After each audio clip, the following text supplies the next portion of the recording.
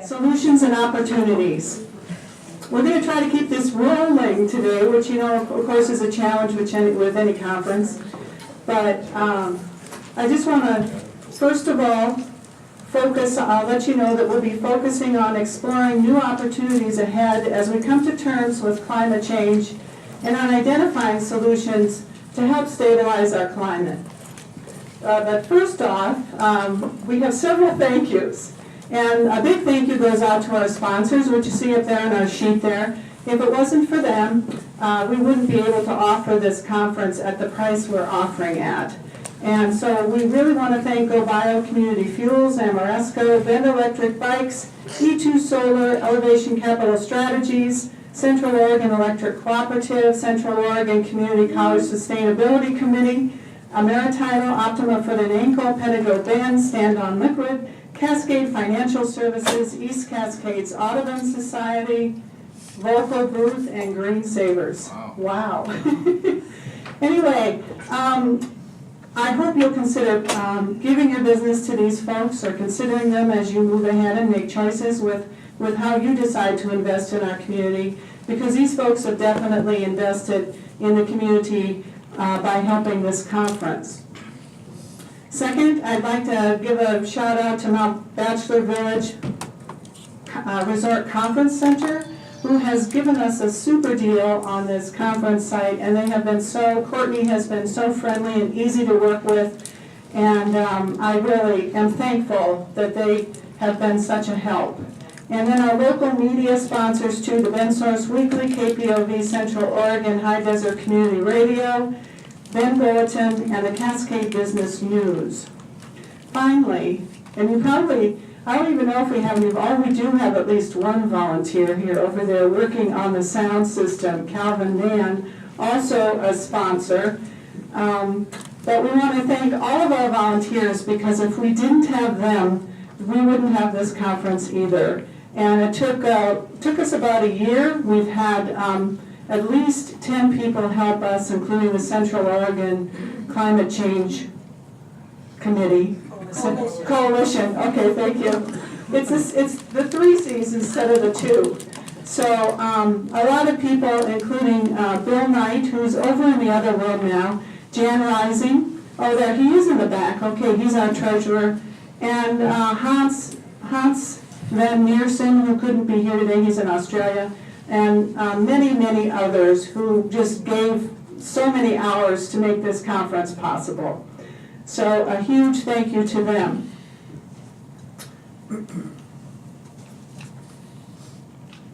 So I want to tell you just a little bit about 350, just very briefly. 350, where we get our name is that is the safe level. It seems like this microphone is buzzing. Pull back. No, it's okay.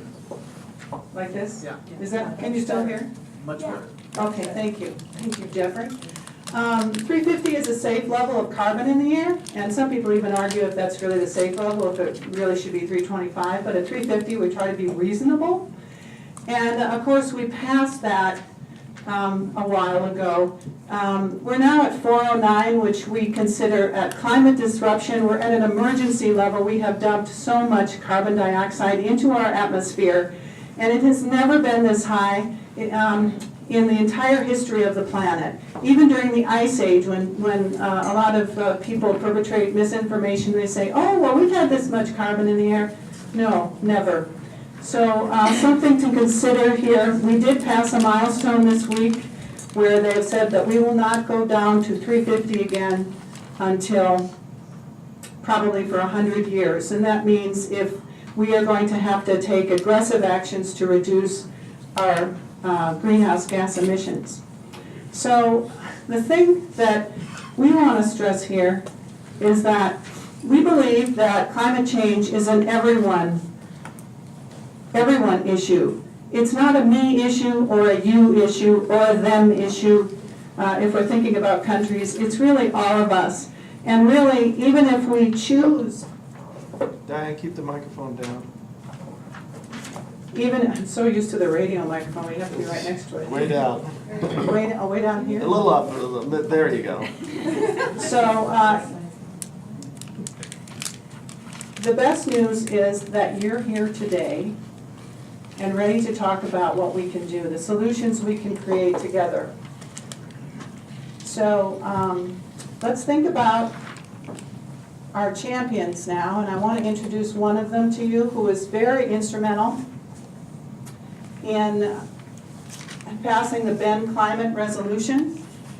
She is a youth at Summit High School, and it's just amazing what Kira has accomplished in her time. But if it hadn't been for all the youth, she and Skylar Grayson, who's not able to be here today, but for the efforts that they made on the Bend Climate Resolution, I'm not sure we would have gotten as far as we have. So let's have a round of applause for Kira.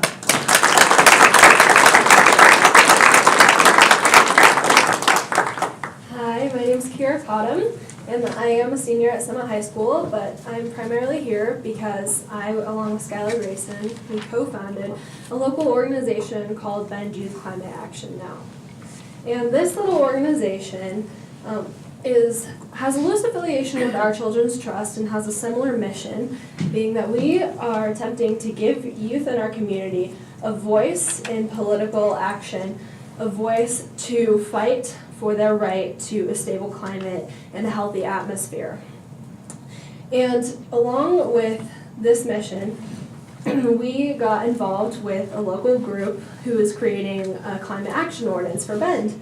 And this has been an amazing year of experience in the political process and really giving youth a great opportunity to give youth another opportunity to fight for that right to a stable climate and a healthy atmosphere. And a couple other things that I've been involved with are a small club called Roots and Shoots at Summit High School, who has single-handedly been responsible for the entire school's recycling. And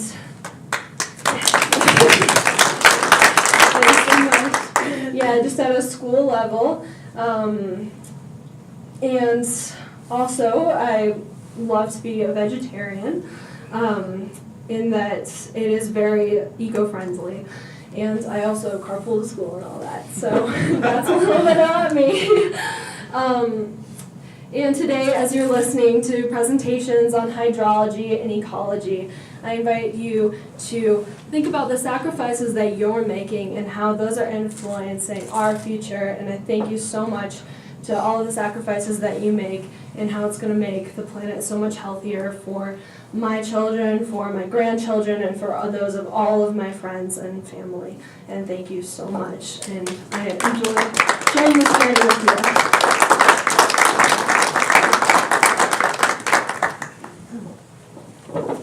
Thank you, Kira. And next up we have Greg Delgado, who's going to talk to us a little bit about who will suffer the most with climate change. Greg has been involved in issues serving vulnerable communities since he was very young. His mother was a social worker, and since he moved to Oregon from Arizona, he's been very active in communities here.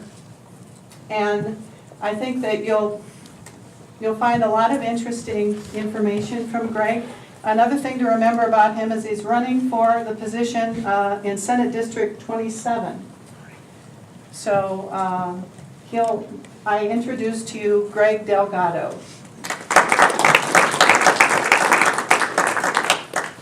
Hi, thank you for having me here today.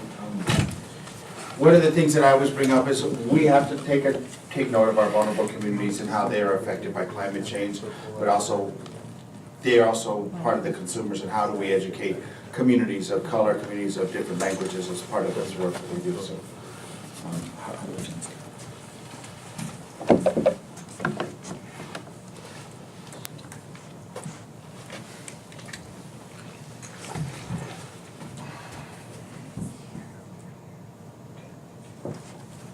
So, here's some numbers that we can look at right now. Climate change now is worsening air quality. Oregon is third worst air quality.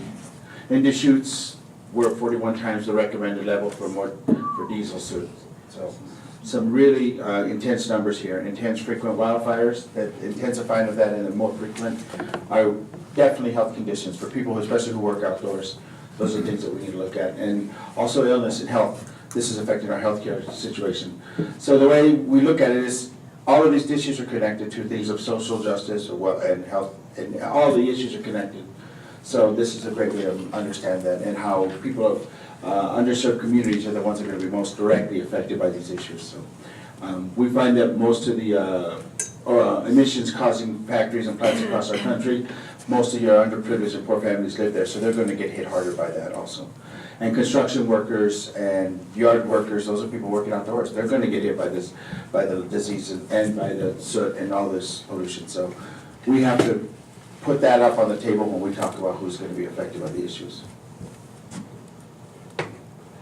And here we are, at risk are our low-income families of color, children, elderly, and it says people who work outdoors. These are the biggest factors that determiners that communities of color and low income are going to be. We have a lot of farm workers here in Central Oregon and Eastern Oregon who this affects directly, when the climate changes and the wildfires. It's causing more issues every day, so we want to be very cognizant of that. And this is what we can do about it, and that's part of the reason I'm running, to be honest. But I want to just mention that we have to get people in here to listen and talk about what climate change is looking like right now.